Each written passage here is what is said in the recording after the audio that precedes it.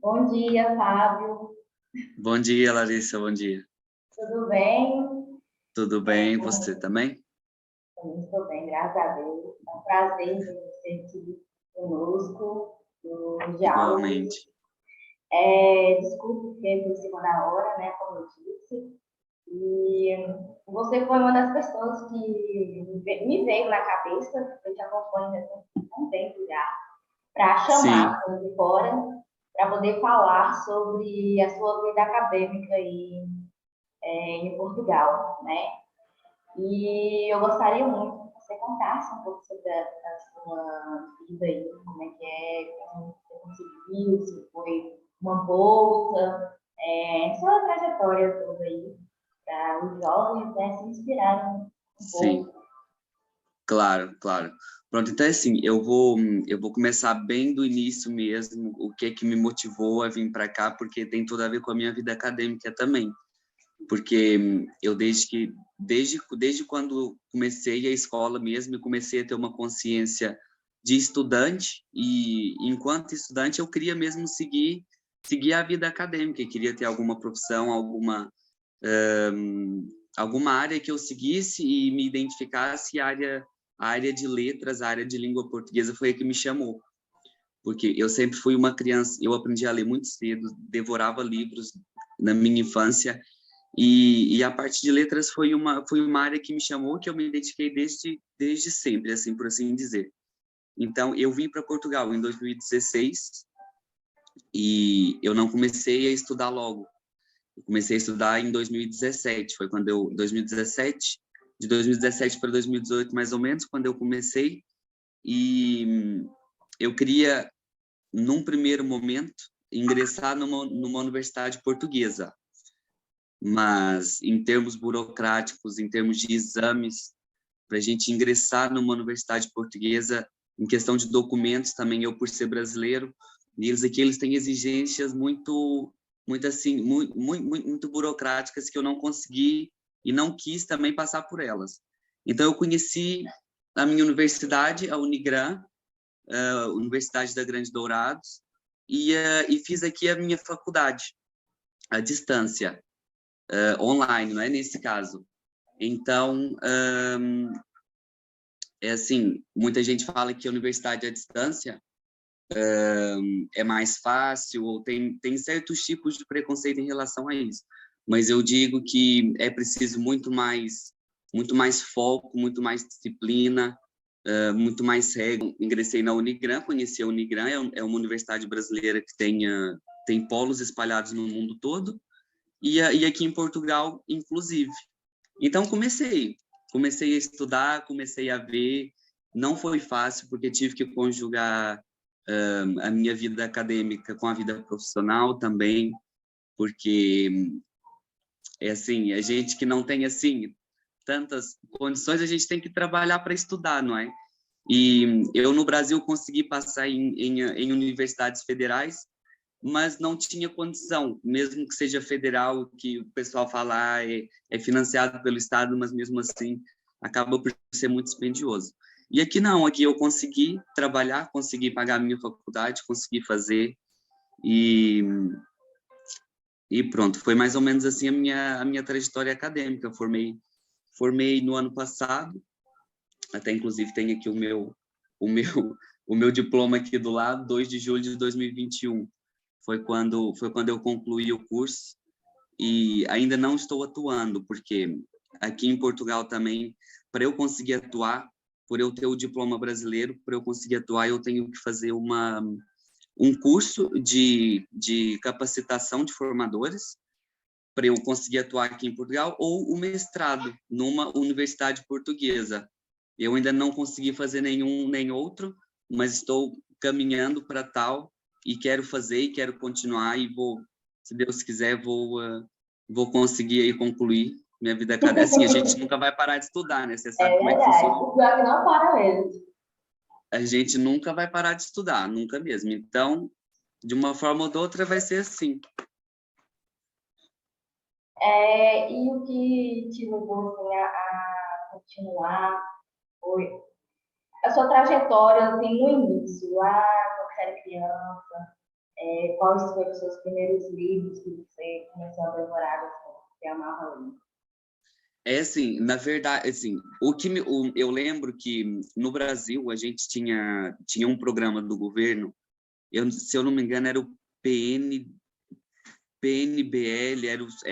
era um programa do governo, eu não me lembro agora qual é o nome, mas era um programa do governo que o governo disponibilizava livros para as escolas, mas esses livros não eram para a biblioteca, e as escolas distribuíam para os alunos, e aquele livro passava a ser propriedade do aluno.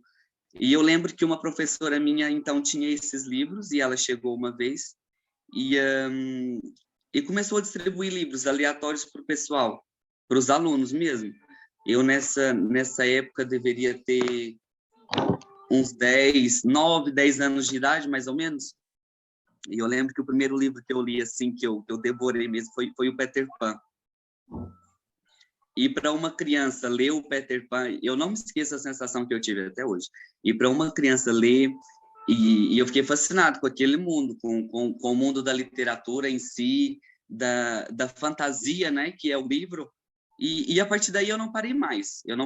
Eu continuei, terminei esse, fui pegando mais, fui lendo mais e não parei. Então, e pronto, depois disso, comecei a fazer, isso foi no ensino fundamental, eu li muito, depois no ensino médio, também mais voltado para a parte do Enem ali, porque tem um programa literário diferente, né? E eu comecei a ler aqueles livros mais literários do ponto de vista, assim, mais complexos, mais complicados, mas nunca deixei. Então, assim, foi mais a minha paixão. E depois eu tinha um professor de literatura que me motivava muito também, porque eu olhava para o meu professor de literatura e de língua portuguesa e eu falei assim, não, eu tenho ele como exemplo e eu quero ser como ele.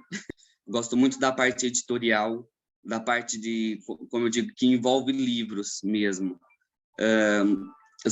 Assim, a parte editorial aqui em Portugal, o mercado editorial em Portugal é muito complicado, é muito dispendioso também, tem muita concorrência, porque é um país onde o pessoal escreve muito, e também depois vem aquela coisa da qualidade do que as pessoas escrevem. Não estou dizendo que as pessoas não sabem escrever e nem isso, mas tem muitas propostas aqui.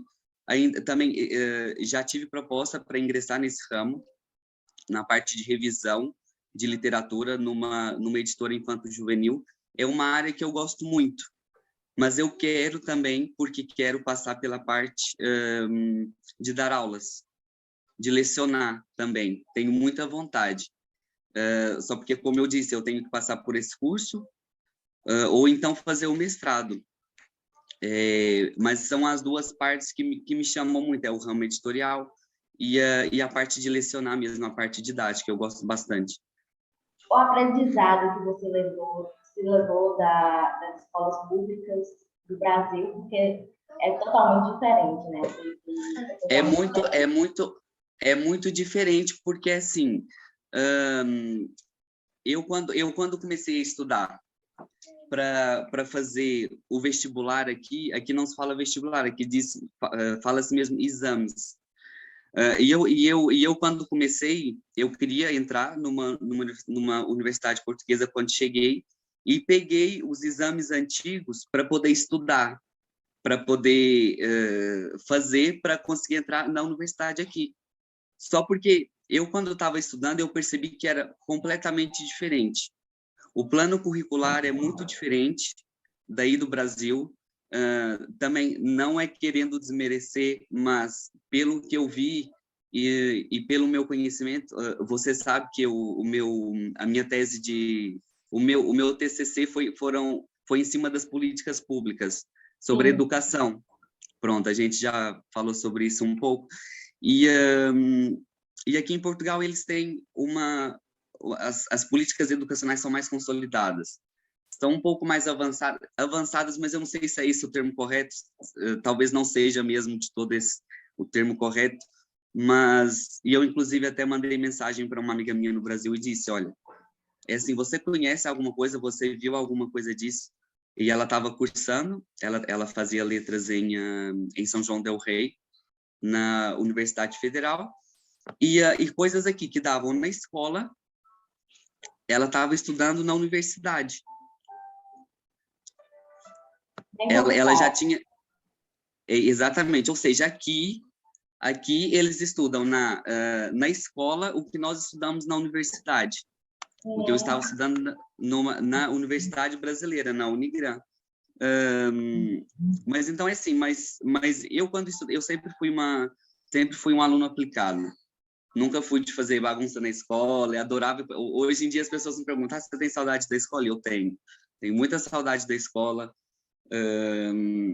Então eu penso que eu usufruí muito das escolas públicas no Brasil. Os meus 2 últimos anos do ensino médio, eu terminei como bolsista num colégio particular, na minha cidade também, mas estudei a vida toda em escola pública, a não ser os últimos 2 anos do ensino médio, o 2º e o 3º ano.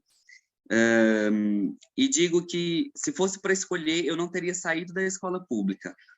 Não teria saído, porque são vivências diferentes, são apoios diferentes, tem metodologias diferentes. Por mais que a gente tenha leis que regem o sistema federal em si como um todo, existem diferenças entre o ensino público e o ensino privado.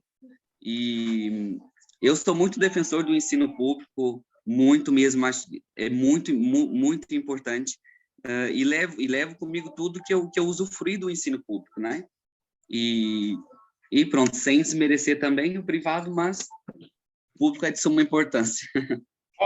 Qual foi assim, a maior diferença que você viu no ensino público para privado? O privado. Eu vou dar exemplos práticos. Em termos mais de plano curricular, por exemplo, eu quando mudei de escola, eu tinha terminado o 1º ano do ensino médio, fui logo fazer o 2º, para o ensino privado. E eu, quando comecei, eu senti muita dificuldade, porque as matérias, as disciplinas eram completamente diferentes. Eles já estavam seguindo um plano, já tinham ali um histórico que já tinham passado e estavam dando continuidade. E eu, na escola pública, tinha um plano diferente. Seja em matemática, em língua portuguesa, eles estavam estudando outra fase da literatura, ou estavam estudando outra matéria em matemática. Então, eu tive dificuldade em me adaptar dessa forma. Outra forma também é a organização escolar, em termos de cargos, temos diretor, supervisores. A escola pública era uma coisa e o ensino privado era outro. Eu, no ensino privado, cada turma tinha um supervisor, ou seja, aquela pessoa era um professor de qualquer disciplina e ficava responsável por aquela turma. Enquanto que no ensino público era um supervisor, ou por turno, ou por série, e ficava por conta das turmas todas. Então, querendo ou não, no privado, em termos de organização escolar, nós tínhamos, claro, ali um suporte maior. Mas eu também percebi que o privado não forma para a vida. O privado forma para vestibular. Eu aprendi isso. Os anos todos que eu estudei na escola pública, eu aprendi valores humanos. E eu, quando passei para a escola particular, eu deixei de ser formado nesses valores. E eu já tinha, como é óbvio, né, que eu tinha levado os anos todos na escola pública, mas eu deixei de ser formado nesses valores para ser formado simplesmente para passar no vestibular. Então, foi daí que eu cheguei à conclusão. E eu, não, bem, eu, se pudesse ter escolhido, se pudesse voltar atrás, não teria saído do ensino público. Não teria, porque eu acho que esses 2 anos teriam feito muita diferença. É verdade. Lógico que na escola pública tem muitos desafios, né? Porque está complicado. Sim. Eu sei, porque também, principalmente cidade do interior, né? A gente... E voltando atrás, a gente, quando é criança, quando está na escola, talvez a gente não tenha tanta consciência desses desafios. Mas agora, quando a gente já está, a gente termina a escola, a gente faz uma faculdade, tem uma licenciatura, a gente olha para trás e a gente vê, não é? E a gente percebe os desafios que a gente passava. Eu lembro da minha biblioteca e eu já fui lá na minha escola depois de ter formado e eu entrava na biblioteca, era o melhor lugar para mim, aqueles livros todos e tudo. E eu, quando voltei na minha escola, depois de ter me formado, eu falei, gente, que lugar tão pequeno, tão apertado, tão não é sem estrutura, mas poderia ter uma estrutura melhor, entendeu? E eu olho para trás e vejo isso. Mas não, eu quando estudava, para mim era mágico estar ali no meio dos livros, pegando os livros. Então, e quando a gente sai do campo, quando a gente forma e percebe, estuda um pouco, é que a gente olha para trás e reconhece os desafios que a gente passou, né? Infelizmente, nós não temos ainda um ensino público, uma escola pública de qualidade como as pessoas merecem, Como infelizmente, né? deveria, né? Como deveria, exatamente. Como deveria. Infelizmente, isso não acontece, mas a gente está tentando, né? É verdade, temos que tentar e temos que lutar. Temos que lutar. E é um desafio que eu digo que é diário, viu? É Eu, diário. eu mesmo, eu sou formada no que vem, pedagogia. Sim, Já dou aula, né, para criança já desde a pandemia, ano passado. sim. Quais, assim, foram os seus desafios na pandemia? Você já estava formando, né, nesse período? Tava. Foi bem complicado? Como é que foi aí? Foi assim, em primeiro lugar, a pandemia, mas eu não vou culpar completamente a pandemia, mas boa parte, ela atrasou o meu curso 6 meses, porque eu era para ter formado no fim do ano e só formei 6 meses depois, no meio do ano. Porque logo quando começou a pandemia, eu antes disso já tinha adiado o curso por questões profissionais aqui em Portugal, também por questões de documentos, não estava conseguindo conciliar tudo e eu já tinha adiado. E logo quando começou a pandemia, eu estava fazendo provas, eu lembro, e o meu polo fechou, adiaram as provas, adiaram todas as atividades, e a gente ficou à espera de instruções do centro da universidade no Brasil, à espera que eles dissessem normas, que eles dessem instruções para ver como é que os alunos iam fazer, e, e pronto, eu estava confinado em casa, também querendo ou não, a gente quando está em casa,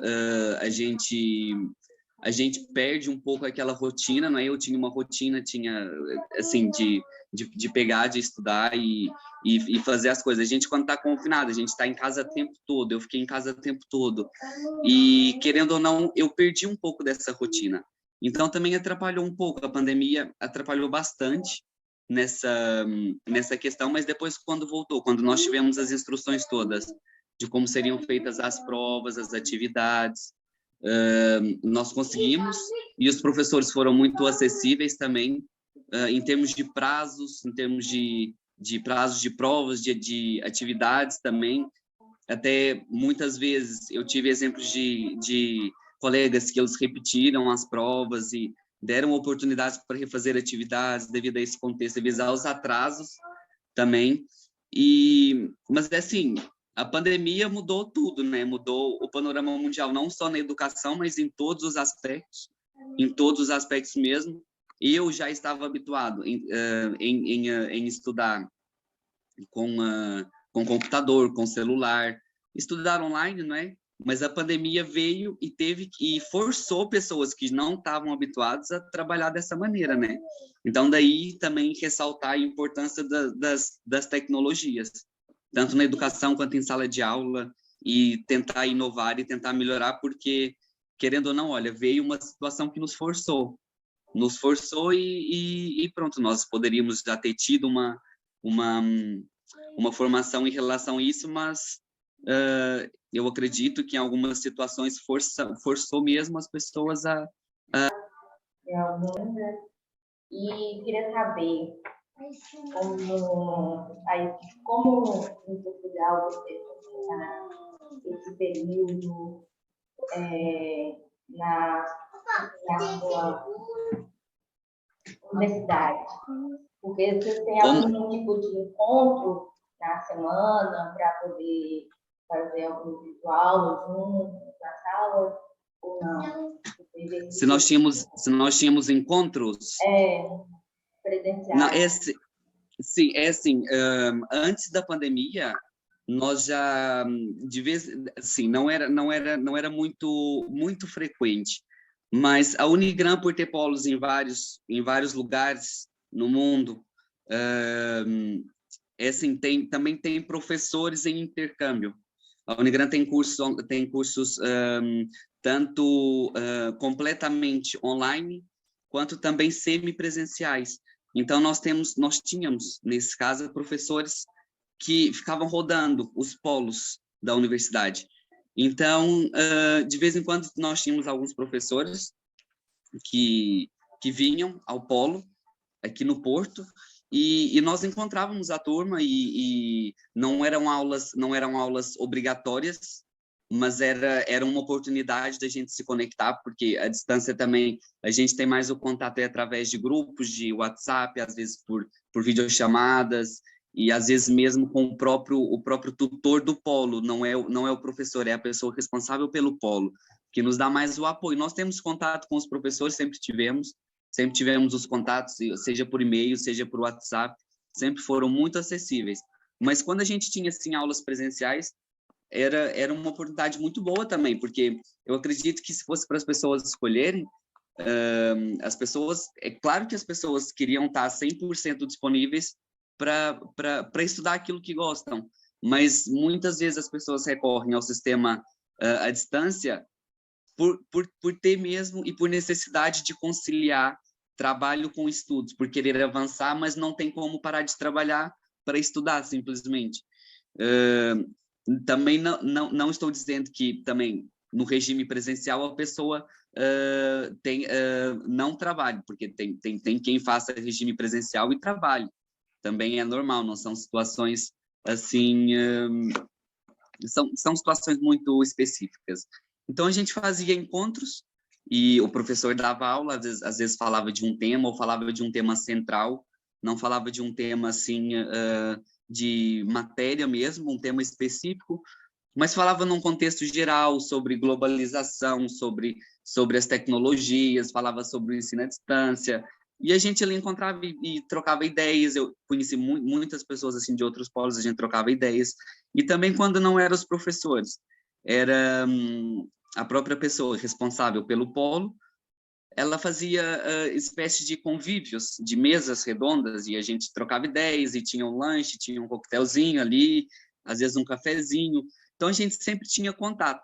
Só porque agora, por exemplo, eu mesmo, do meu curso, eu tinha contato com presencial, eu só tive contato com uma pessoa. Era até uma freira que fazia faculdade aqui no Polo do Porto. Ela fazia o mesmo curso que eu, mas também a gente estava em níveis diferentes do curso. Mas fora isso, pronto, nós fazíamos esses encontros, mas tínhamos sempre contato com o pessoal todo, com o pessoal de outros cursos também. Isso aí sobre a universidade aberta, né, como é chamada aqui no Brasil. Exatamente. É bem interessante, porque tem esse certo preconceito mesmo. Eu sou bolsista da Unisc, e faço EAD, né? Sim. Aí nós temos as provas, nós fazemos no polo, normal. Sim. EAD, no caso mesmo. Sim, e sim. Eu tive um pouquinho de dificuldade mesmo assim na pandemia, porque a gente fica preocupado, né? Vai acumulando algumas atividades, a gente vai perdendo um pouco de foco. É verdade. A gente já tem aquela agenda e nessa pandemia foi pesado para nós, né? Pois foi complicado, foi complicado. Tem uma certa pressão para a gente estar um pouco perfeito, né? Tem essa pressão aí, que a gente não estuda, que a gente não pesquisa, que a gente não lê, E Nós nos cobramos, nós mesmos nos cobramos. isso, Temos aquela pressão e nos pressionamos para fazer tudo bem feito. e foi muito bom ter falado da procrastinação, porque nós temos que ouvir, né, outras pessoas falando isso e tem a nossa própria Sim. cobrança de estar ali estudando e dar o nosso melhor. E eu senti também um pouco de dificuldade de acompanhar esse ritmo da Sim, pandemia. E por ser bolsista, né, um pouco ainda, claro. digamos assim, que as notas têm que estar ali sempre em dia. E quando eu comecei mesmo a fazer a pesquisa científica, até notei que muitos professores entraram em depressão, teve crise de É, ansiedade, sim, nesse período da pandemia, por não darem conta, né, do tumulto, por conta de muitos alunos, de atender, de estar ali apoiando. Então, foi uma coisa assim, generalizada que aconteceu. E Fábio foi muito bom na conversa, eu amei. Eu espero. obrigado, eu também gostei. Tem que fazer mais vezes, tem que fazer mais vezes. Eu vou te chamar para a próxima. Para a Vai gente surgir debater próximo assuntos. aí. Vai ser bom. Ai, foi Ok, muito bom mesmo. Vamos marcar mais vezes para a gente poder com certeza, conversar, com certeza, fazer alguma coisa juntos, né? Um trabalho juntos, né? Portugal e Brasil, né? com certeza, com Seria certeza. bem Países irmãos interessante. aí em força. É, sou de Minas Gerais, acho que você também é, se eu não me engano. Eu sou de Abaeté, Minas Gerais, Sou João Menara, Vale do Almenara. Ribeira. Então, seria bem interessante. E aí, né, eu talvez, né, eu fui convidada para fazer constituição do fórum, fazer uma iniciação científica fora. Quem sabe aí nós nos encontramos aí em Portugal. Que orgulho, que orgulho. Não vai ser tão perto aí de Portugal, mas dá Sim, para claro, claro, com encontrar. certeza. Com certeza, com certeza. Vou ficar muito contente, muito feliz mesmo de a gente trocar ideias. Nossa, fico muito contente porque eu gosto muito desses contatos com pessoas que têm as mesmas paixões que eu, as mesmas, entendeu? Que estudou as mesmas coisas que eu estudei, e talvez em contextos completamente diferentes, mas a gente pode se trocar as ideias e trocar as experiências e um aprender com o outro. Tem que ser assim, a gente tem que lutar pela educação. É verdade, é verdade.